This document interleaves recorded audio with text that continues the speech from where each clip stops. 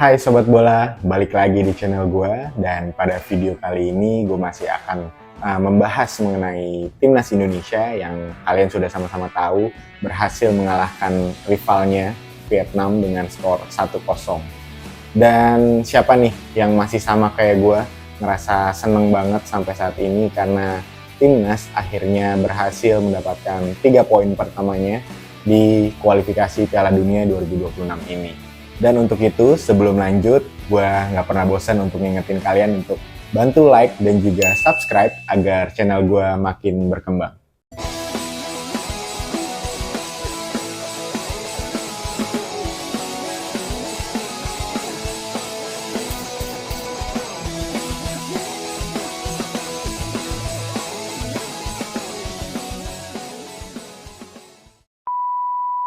Oke guys, dan semalam akhirnya Indonesia berhasil kembali back to back mengalahkan Vietnam dengan skor yang sama juga. Dari sebelumnya Piala Asia kita berhasil mengalahkan mereka dengan skor 1-0 lewat gol penalti dari Asnawi, dan semalam akhirnya kita berhasil mengulangi kemenangan yang sama tapi dengan goal open play dari Egy Maulana yang menerima umpan ciri khas dari Pratama Arhan.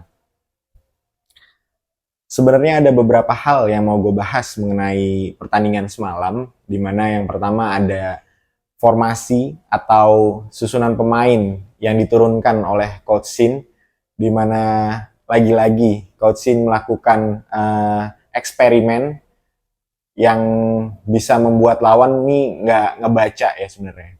Dimana Coach Shin langsung menurunkan dua pemain debutan, yaitu Nathan dan juga Jay Aziz, dimana dua-duanya juga menurut gue pribadi mendapatkan pengalaman bertanding di GBK langsung, dan juga kayak nggak ada rasa nervous sama sekali. Dia udah lumayan tune in.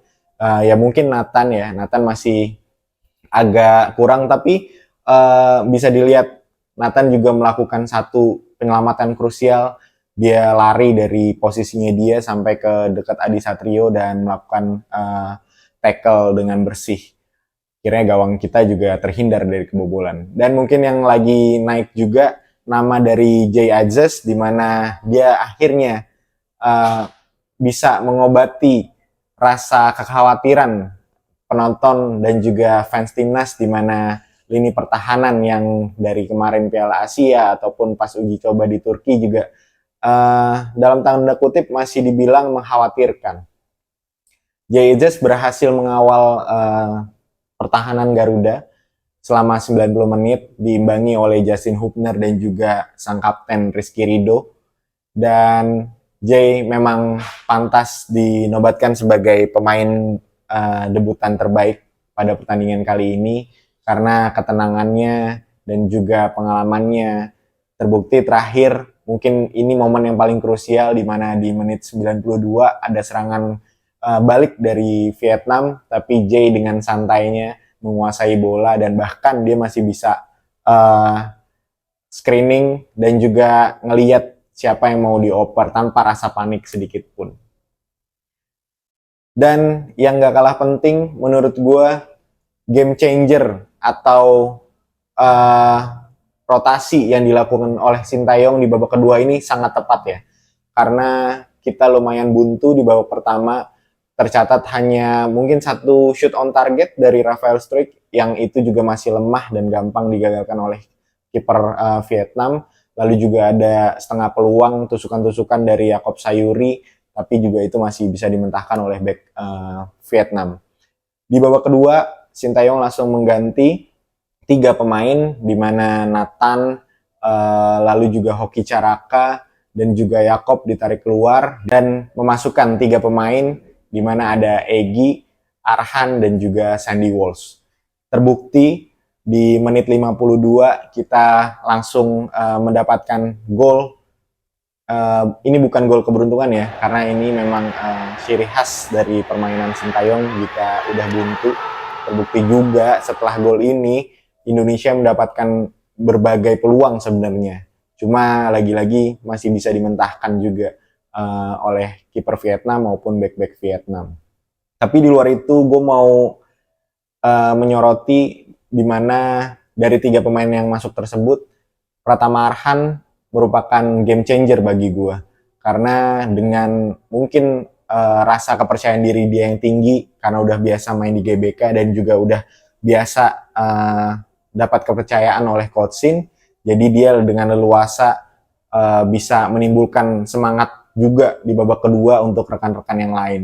Dan satu hal mungkin kredit juga pengen gue berikan untuk pencetak gol kita, Egy Maulana, di mana mungkin sebelum pertandingan ini juga banyak pihak yang meragukan Egy ya. Karena gue sempat bilang waktu itu di video gue sebelumnya kalau Sintayong akan memasang antara Witan dan Egy. Tapi banyak juga yang bilang mereka berdua dalam notabene belum pantas untuk membela timnas. Tapi ya balik lagi ya, gue ngerasa coach Shin ini adalah coach yang kalau udah percaya dengan pemain dan pemain itu dia anggap bisa mendistribusikan sesuatu arahan yang dikasih dan pemain itu bisa ngelakuinnya dengan baik di lapangan, ya pemain itu akan dipercaya terus sama coach Shin. Terbukti Egy juga dan Witan bermain di pertandingan semalam dan mental mereka kuat. Egy pun akhirnya mendapatkan golnya saat semalam menjadi pemecah kebuntuan dan juga penentu kemenangan bagi timnas. Overall, di babak kedua, pemain udah mulai bisa lebih cair, nggak terlalu tegang seperti kayak di babak pertama. Dan di babak kedua juga permainan skema dari Sintayong ini udah lebih mulai kelihatan ya. Dan semalam juga ada Adi Satrio yang akhirnya bermain lagi untuk timnas setelah sebelumnya mungkin belum diizinkan oleh timnya ketika dipanggil Sintayong, tapi dia udah meminta maaf atas hal ini langsung kepada Coach Shin.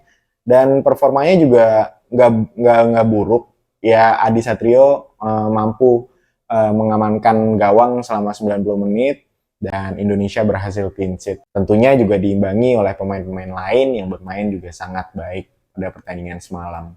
Gue berharap fokus ini bisa berlanjut pada tanggal 26 nanti ketika main di Hanoi, karena beredar kabar juga Tom Hey dan juga Ragnar Oratmangun ini akan bermain di Hanoi karena perpindahan federasi mereka udah hampir rampung. Dan gue juga pengen ngelihat bahwa Indonesia ini yang dianggap oleh Vietnam memiliki masalah kolektivitas, tapi terbukti di laga semalam juga mau pemain naturalisasi yang baru debut, mau pemain lokal dan pemain lain-lainnya itu udah bisa lebih padu lagi gitu. Karena gue selalu yakin dalam timnas pasti ada hal-hal penting, hal-hal detail yang diperhatikan oleh coaching staff dari Coach Sintayong. Ya tentunya kita sama-sama berharap nanti tanggal 26 juga Indonesia bisa meraih poin kembali. At least kita bisa mendapatkan 1 poin dari Hanoi. Dan kalau bisa 3 poin juga, ini tentunya kita hanya butuh 1 kemenangan lagi untuk bisa memastikan diri lolos ke round 3 babak kualifikasi Piala Dunia 2026. Amin, semoga ini semua bisa terrealisasi dan kita dukung terus tim nasional. Oke Sobat Bola, mungkin segitu dulu untuk video kali ini. Dan gue mau ngingetin lagi, jangan lupa untuk kalian like video gue dan subscribe channel gue. Dan mungkin komen pendapat kalian atau opini kalian mengenai video gue barusan. Kalau ada yang sependapat ataupun gak sependapat, kalian boleh tulis di kolom komentar. Thank you for watching, see you on the next video. Bye.